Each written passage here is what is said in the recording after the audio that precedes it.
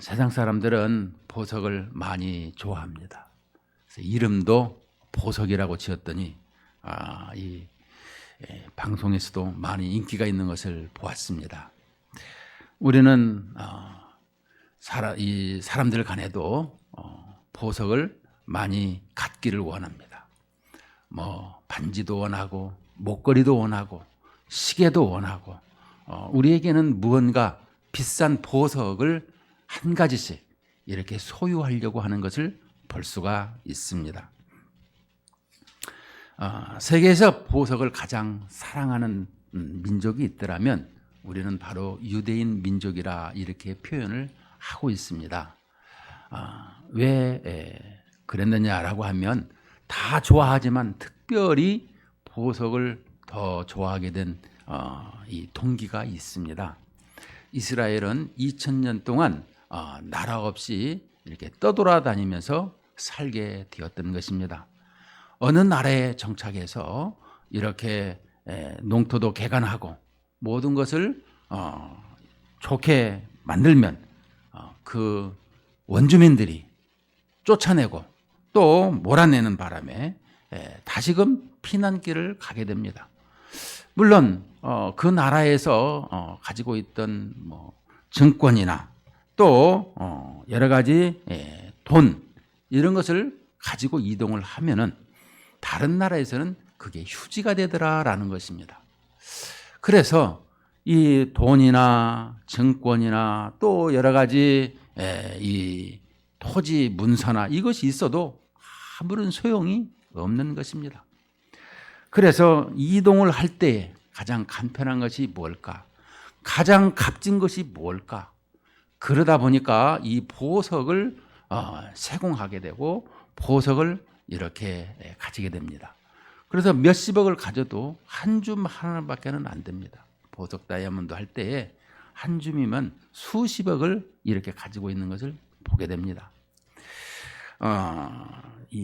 지금 이스라엘의 텔아비브에 가도 나타나에라는 이 다이아몬드 공장이 있는데 아주 유명하고요.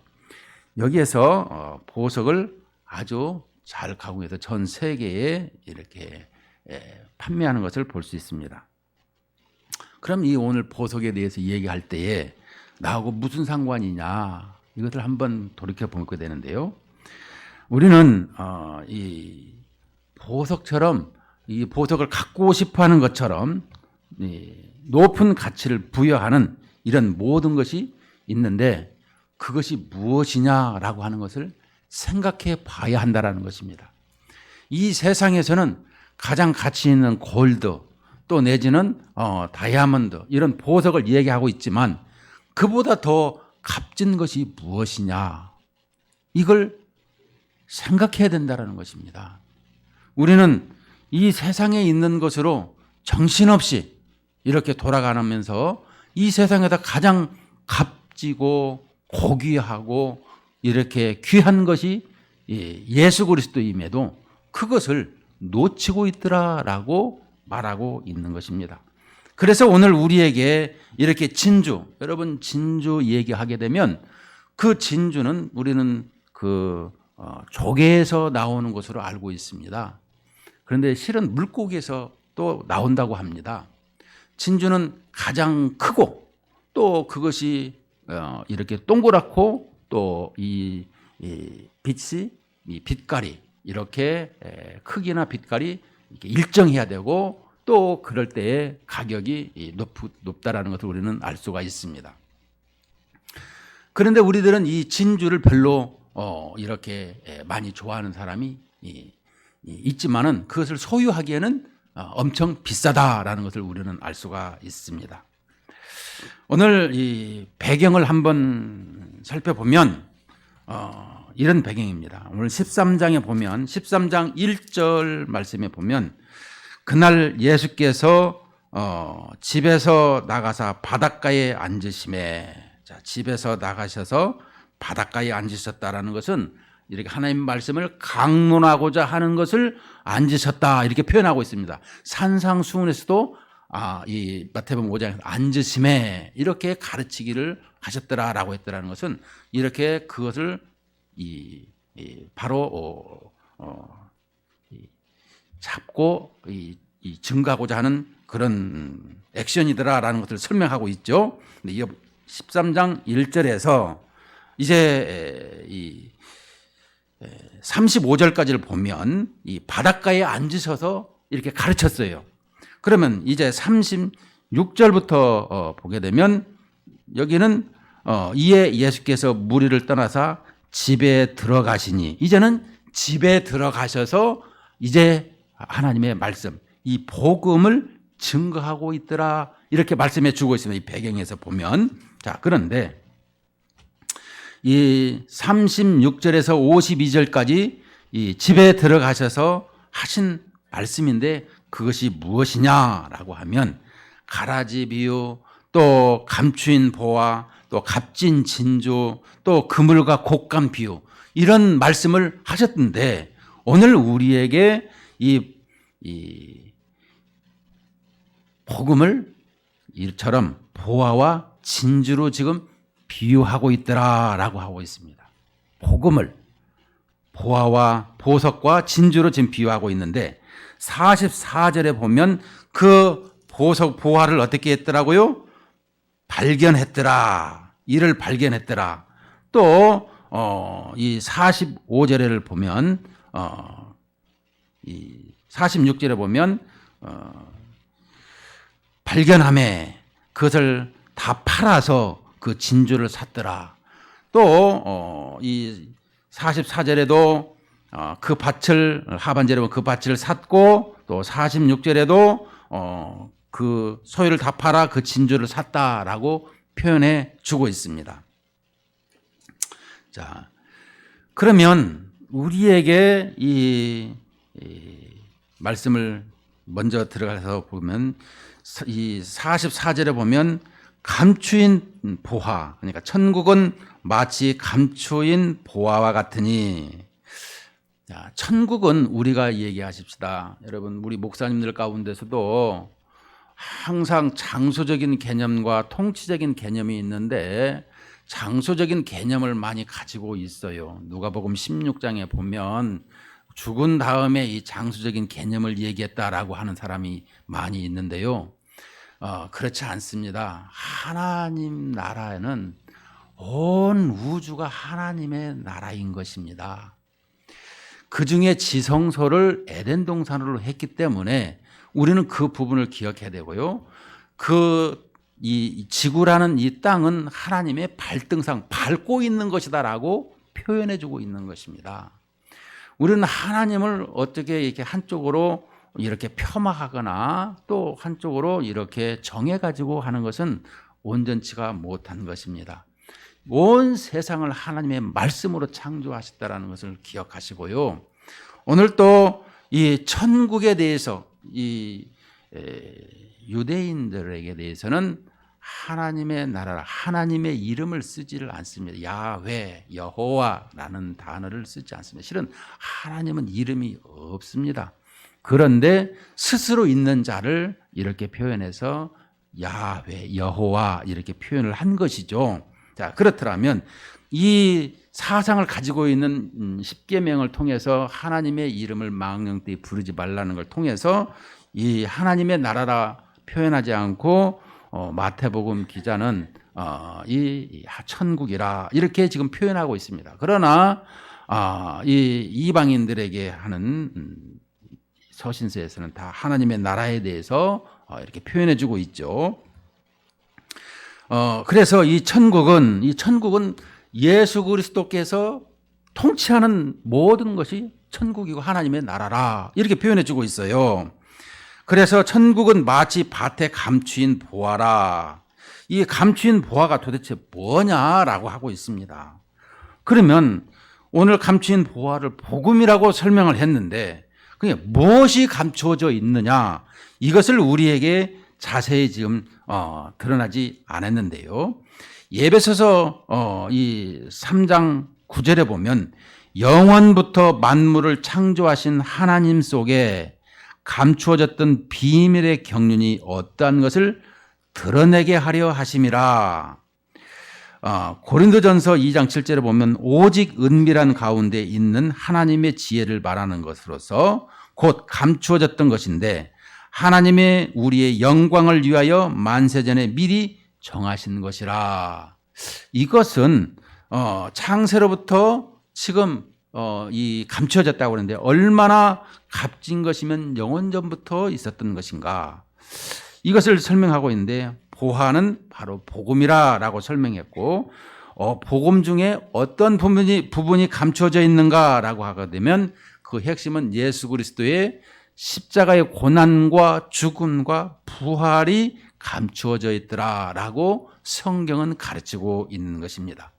그래서 사탄은 항상 예수 그리스도께서 하나님의 아들이 이 땅에 오시면 이미 하나님의 아들인 것을 알고 있죠. 그래서 예수님만 죽이면 자신이 승리하는 줄로 알고 대적했으나 예수님께서는 하늘의 밀알이 떨어져 죽지 아니하면 그대로 있고 죽으면 많은 열매를 맺느니라 이렇게 말씀하셨던 것을 보면 예수님께서 십자가에 죽으시고 부활하신. 그래서 마가복음 10장 4절에 보면 인자에 온 것은 섬김을 받으려면 아니라 도리어 섬기려 하고 많은 사람의 대속물로 주려 하심이라 이렇게 말씀하고 있죠. 그것은 우리를 살리고 우리를 하나님의 자녀요 백성 만들시고자 하는 하나님의 계획 속에 있었더라 이것을 설명해 주고 있죠. 그러므로 이 복음은 바로 예수 그리스도의 십자가와 이 부활이라는 것을 우리에게 설명하고 있는데 이것이 바로 기쁜 소식이고 보석이고 진주다 이것을 설명해 주고 있습니다. 그러면 어떻게 돼서 이렇게 보화와 보석과 진주와 같은가 이것을 보면 로마서 1장 17절에 보면 복음에는 하나님의 의가 나타나서 믿음으로 믿음에 이르게 하나니 기록된 바 오직 의인은 믿음으로 말미암아 살리라 함과 같으니라. 그러니까 복음에는 하나님의 예수 그리스도께서 복음이라고 하였는데 또 십자가의 죽으심과 부활이 복음이라고 하였는데 그 복음에는 하나님의 의가 나타났더라라는 것은 하나님께서 거저해 주셨더라라는 것을 말씀하고 있는 것입니다. 그러면 우리가 믿기만 하면 영접하기만 하면 하나님의 자녀로서 의로워지는 이렇게 믿음으로 의로워지고 자녀가 되는 이것을 설명해 주고 있는 것입니다. 그래서 로마서 3장 21절에 이렇게 말씀합니다. 이제는 율법 외에 하나님의 한 의가 나타났으니 율법과 선지자들에게 증거를 받은 것이라. 그러므로 22절에 곧 예수 그리스도를 믿음으로 말미암아 모든 믿는 자에게 미치는 하나님의 의인이 차별이 없느니라. 그래서 믿기만 하면 값없이 주시는 것을 말씀해 주고 있는 것입니다. 구원을 받는다 이런 말씀을 하고 있는 것입니다. 여러분 우리는 하나님의 자녀인데 하나님의 자녀로서 항상 하나님의 이름을 알기를 원할 때가 많이 있습니다. 우리는 여호와 또 하나님에 대해서 이렇게 말씀을 들을 때마다 여호와라는 말씀은 우리에게 있어서 언약으로 말미암아 주신 것을 얘기할 때 여호와라는 단어를 쓰고요. 하나님 할 때 큰 한 하나님을 설명해 주는 것을 설명하고 있어요. 그 다음에 하나님의 아들, 이제 신약에 와서 우리에게 하나님의 아들을 할 때는 삼위일체 제2위의 예수 그리스도를 설명할 때 하나님의 아들이라 설명을 합니다. 이 마태복음 3장 17절에 세례받고 올라오실새 하나님의 아들로 명명했고 또 이 마태복음 17장에 보면 변화산상에서 이렇게 하나님의 아들이니 너희는 그의 말을 들으라 이렇게 하나님이 말씀하셔서 제2위의 이 말씀을 하실 때에 하나님의 아들이라. 그러면 이 그리스도라라는 말씀을 사용할 때에는 항상 이 삼중직을 얘기하죠. 그런데 예수님께서 이 땅에 오셔서 왕이요 선지자요 제사장으로서의 역할을 감당하셨는데 그 모든 것을 행하신 구속의 사건을 설명할 때 그리스도라 이것을 설명하고 있습니다.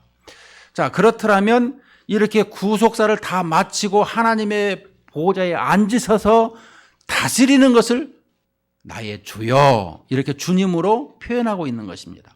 그러니까 우리가 하나님의 이름 예수 그리스도의 이름을 우리가 성경에서 등장할 때 어떻게 받아들이고 이해하느냐라는 것을 알고서 이것을 행해야 된다는 것입니다. 자, 그렇더라면 오늘 이렇게 하나님의 의라는 것은 우리가 의롭지가 못한 것이죠. 불의한 우리들에게 하나님께서는 의로움의 옷을 입혀줬는데 믿음으로 말미암아 살아가는 이런 의를 우리에게 주셨는데 믿기만 하면 다 하나님의 자녀가 되고 그래서 아빠 아버지라고 로마서 8장 15절에 보면 아버지라고 부르는 이런 양자의 영을 허락해 주셨더라는 거예요.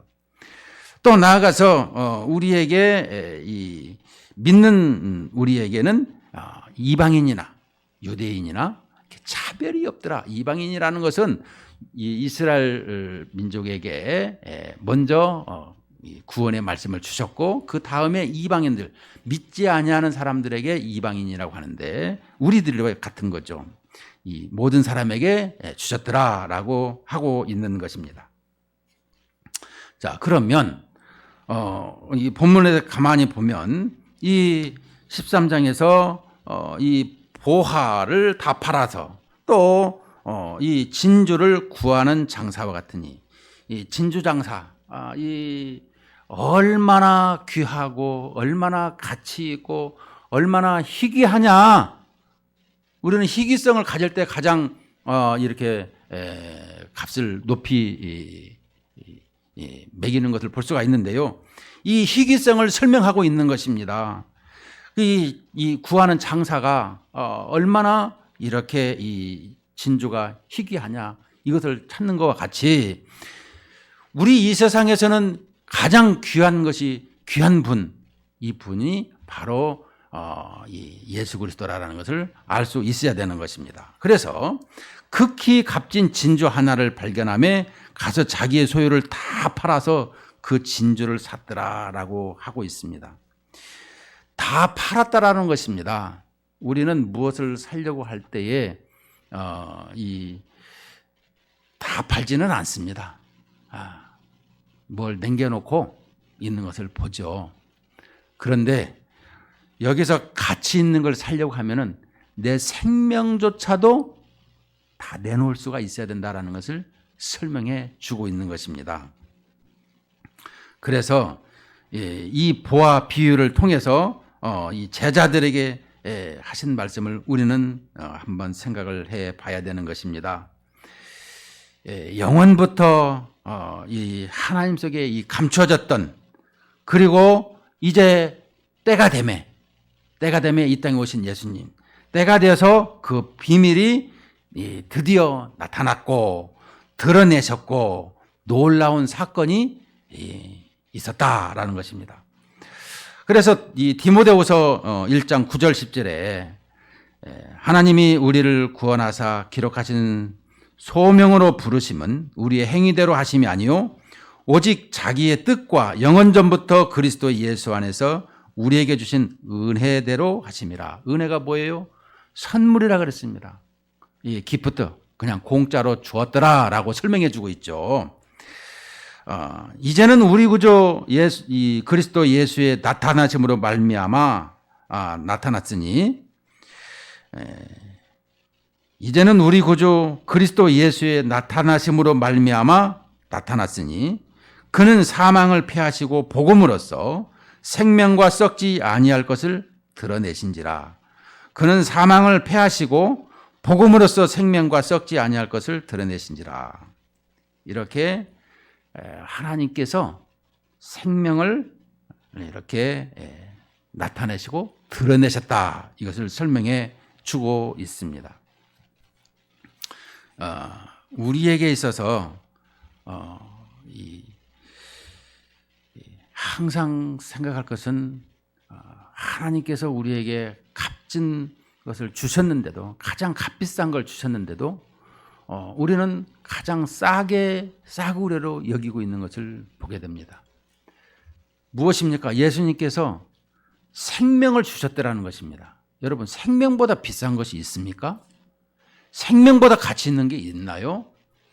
그런데도 불구하고 우리는 믿음으로 이렇게 하나님 나라의 자녀가 되고 백성이 되었다라는 것을 생각할 때 그게 너무나 감동이요, 감격을 가져야 됨에도 그걸 너무나 가볍게 여기고 싸구려로 여기더라, 이런 말씀입니다. 여러분, 주일날 주님 앞에 예배드리지 않는 것이 무슨 상황인지를 여러분들이 알고 계세요? 물론 제가 잘 못 가르쳐서 그렇다라고 생각이 들어서 너무 죄송합니다만은, 이 주일날에는 하나님께서 이 땅에 오셔서 안식일에 손마른 자를 고쳐주시고 생명을 살려주는 것을 안식일이라 표현했습니다.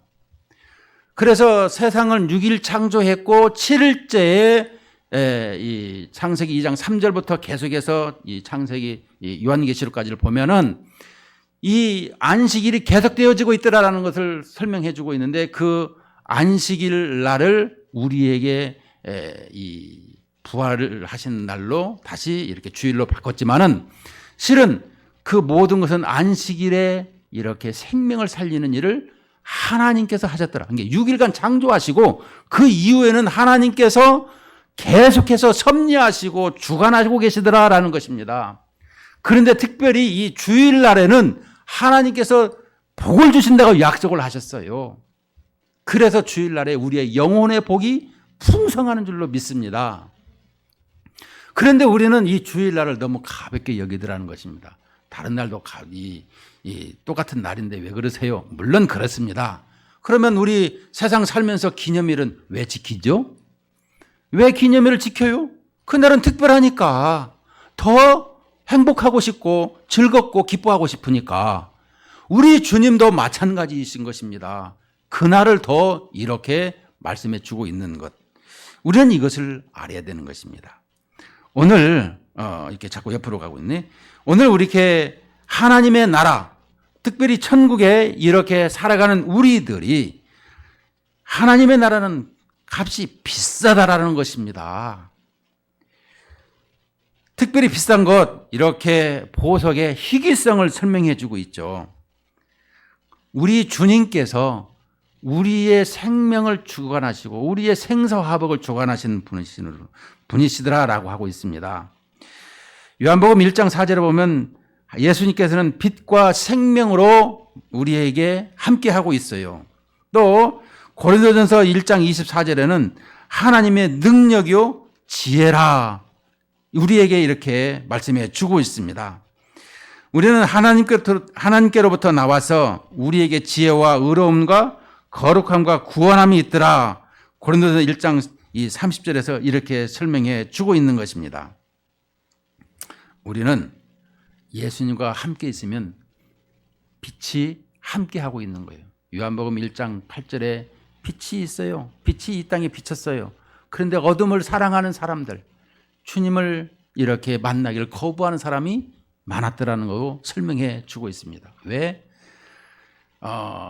이 죄를 가지고 있는 사람들은 이렇게 빛을 보면 이렇게 드러나고 이렇게 모든 것이 환하게 나타나는 것을 싫어하는 것처럼 심판이 드러나는 것을 피하고자 하는 것을 우리는 볼 수가 있죠.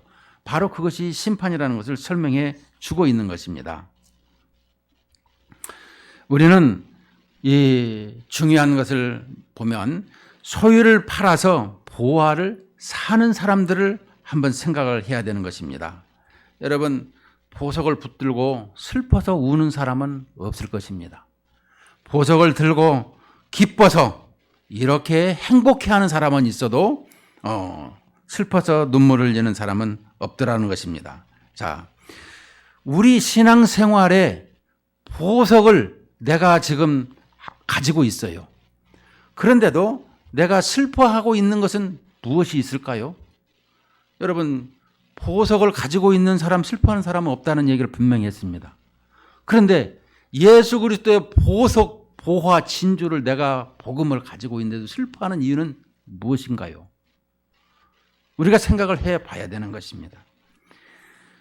항상 보석은 어디다 놓고 보석 한만 붙들고 있는 이런 우리의 신앙생활, 이런 사람들은 항상 이 불만이 쌓이고 또 기쁨이 사라져 있더라라는 것을 말씀하고 있는 것입니다. 예수님과 인격적으로 만나고, 여러분 예수님의 인격은 중요한 것입니다. 인격을 우리가 공부를 해보면 존엄이라고 하고 자유의지라고 합니다. 그래서 우리에게 있어서 구속받는 걸 싫어해요. 이 구별된 사람들은 존엄이 구별된 거 아니에요? 그래서 우리는 이 하나님으로부터 형상을 받고 창조되어서 구별되었을 뿐만 아니라 이렇게 사회주의에서 구속하는 것처럼 우리 몸이 구속받는 걸 아주 싫어해요. 영혼이 구속받는 것도 싫어하고요. 그 모든 것을 스스로 하고 있는 것을 우리는 알 수 있죠. 자, 이처럼 하나님의 예수 그리스도의 인격을 가지고 살아가는 우리들이 왜 이렇게 온전치 못하는가? 우리는 일상생활에서 예수 그리스도를 만나는 이런 기쁨을 회복해야 된다라는 것입니다. 성경을 읽을 때 그 성경이 나에게 주시는 말씀이고, 나에게 있어서 꿀송이와 같다고 성경은 이렇게 시편 19편에도 119편에도 말씀하고 있는데, 우리는 성경을 읽을 때 그냥 소설책이나 역사책이나 그냥 가까이 있는 아주 하나님의 말씀이긴 한데 그게 언젠가는 나에게 도와주겠지, 이런 막연한 것이 아니라 이 말씀은 생명의 말씀이요, 살아있는 말씀이요, 성령 하나님께서 우리에게 하나님께서 말씀을 기록하게 하시고 그 말씀을 읽을 때 성령께서 나에게 정신 차려, 이렇게 살아야 되고 이렇게 행해봐, 그럼 하나님께서 능력을 주시고 열매를 이렇게 나타나게 하셨다, 이런 말씀인 것입니다. 우리는 이 하나님 말씀을 보석을 숨겨놓고 캐는 것은 뭐예요? 이렇게 성경 말씀을 항상 내가 말씀 속에 내 마음에 새기는 것을 설명해 주고 있는 것입니다. 우리는 성경 속에 온갖 보화가 있는데도 불구하고 이 성경을 이렇게 등한시하고 있더라는 것입니다. 하기는 하죠. 그런데 곰곰이 생각해 보세요. 내가 흉내만 내고 있는가? 진정성을 가지고 정말로 참 하나님을 알고자 하고 내가 그것을 이렇게 창세기에부터 요한계시록까지 계속해서 읽었던가? 내 평생에 지금 얼마만큼 읽고 예수 그리스도에 얼마만큼 이해돼서 여기까지 왔는가? 하나님의 나라의 하나님의 백성으로서 이렇게 모든 것을 내가 잘 하고 있는가? 이것을 우리는 점검해야 된다라는 것입니다. 특별히 우리가 이렇게 하나가 되는 이 하나님의 나라에서 그 보석을 발견하고 그 보석을 이제 내가 샀어요. 그런데 내가 슬픔이 있더라. 내가 보석 이렇게 한만 가지고 있지 않느냐? 다시금 우리는 보석을 이렇게 되찾아서 이렇게 보석을 항상 이렇게 보석이 있으면 어떻게 해요? 걸고 다니고 또 자랑하고 이런 것을 우리는 알 수가 있습니다. 결국에는 우리는 이 보석을 자랑하고 이렇게 하듯이 복음을 증거하는 이런 말씀이 있어야 된다는 것입니다. 우리는 사도 바울의 이 복음을 만나서 고백하는 것을 보게 되는데, 빌립보서 3장 7절 8절 9절에 보면, 그러나 무엇이든지 내게 유익하던 것을 내가 그리스도를 위하여 다 해로 여길 뿐더러 또한 모든 것을 해로 여김은 내 주 그리스도 예수를 아는 지식이 고상하기 때문이라. 내가 그를 위하여 모든 것을 잃어버리고 배설물로 여김은 그리스도를 얻고 그 안에서 발견되려 함이니 내가 가진 의는 율법에서 난 것이 아니요 오직 그리스도를 믿음으로 말미암은 것이니 곧 믿음으로 하나님께로부터 난 의라. 갈라디아서 6장 14절에도 그러나 내게는 우리 주 예수 그리스도의 십자가 외에 결코 자랑할 것이 없으니 그리스도로 말미암아 세상이 나를 대하여 십자가에 못 박히고 내가 또한 세상을 대하여 그러하니라. 이 말씀이 뭐예요? 우리는 이 감추인 보화를 발견하고 소유하고 이제 함께 하는 데 있어도 어떻게 살아야 되느냐? 이제는 슬퍼하는 것이 아니라 이 세상을 모든 것을 배설물로 여기고 이제 그 모든 것을 증거하고 전파하는 삶을 살아야 된다라고 하고 있습니다. 우리는 신앙의 기회가 있습니다. 복음을 받아들이는 이런 기회, 진리를 깨닫는 기회, 또 하나님의 일을 하는 기회가 있습니다. 그 기회는 있을 때 일을 해야 되는 것입니다.